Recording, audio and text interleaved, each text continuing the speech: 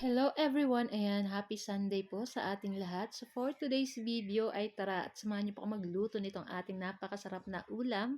Walang iba kundi itong ating pritong at isdang tambakol. At meron din po tayong sinabawan. Yung ulo ng ating isdang tambakol, yun yung ating sasabawan. Saka yung buntot. Tapos yung laman, yun yung ating ipiprito. So tara na guys at samahan niyo po ako magluto and enjoy watching po. Ayan. Kumusta po sa inyong lahat? Sana po ay okay lang kayo. Ayan. So, ayan na nga yung ating mga sangkap. Meron ako dito guys, pork chop. Ayan, mamaya lulutuin natin yan for dinner.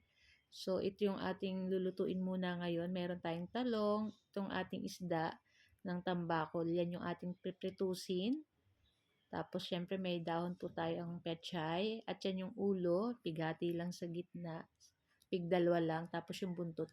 Yun lang yung sasabawan natin guys. Kasi yung three sons ko, hindi sila fan ng mga sinabawang isda. Pero nagsasabaw naman po sila. Basta ang kapartner ay pritong isda. So yun at nagpakulo tayo ng tubig. Tapos nilagay na natin yung ating isang pirasong kamatis, sibuyas, at may luya. Tapos ilagay na rin natin dyan yung ating isda na ulo ng tambakol saka yung buntot. Tapos ilagay na rin po natin yung talong at syempre yung ating pampaasim, yung ating sinigang sa sampalok na nasa sachet. Ayan. Kung gusto niyo po ay maasim na maasim, ay ubusin niyo na yung isang sachet ng sampalok. Tamang-tama lang po iyan. Tapos, syempre, naglagay din tayo dyan ng asin, pampalasa.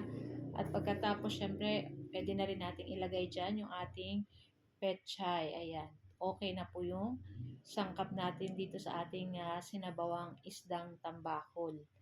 Kayo po ba guys, ano po ang inyong lunch today? Ayan. Sa mga mamamasyal-masyal, ayan. Enjoy po and ingat kayo. And shout out po sa ating mga new followers ng Mamshi and Trisans. At kung hindi pa po pala kayo naka-follow sa aming page at hindi pa kayo naka-subscribe sa aming YouTube channel, ayan.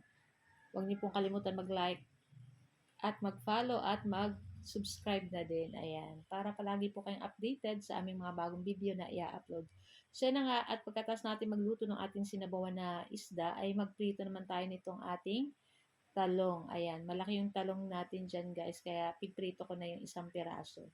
Tapos, pagkatapos natin maprito yung ating talong, isunod naman natin pritusin yung ating isdang tambakol. At ready na nga yan, guys.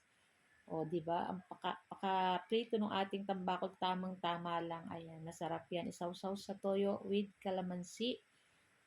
At ayan na nga, at ready na rin po kaming kumain ng aming lunch.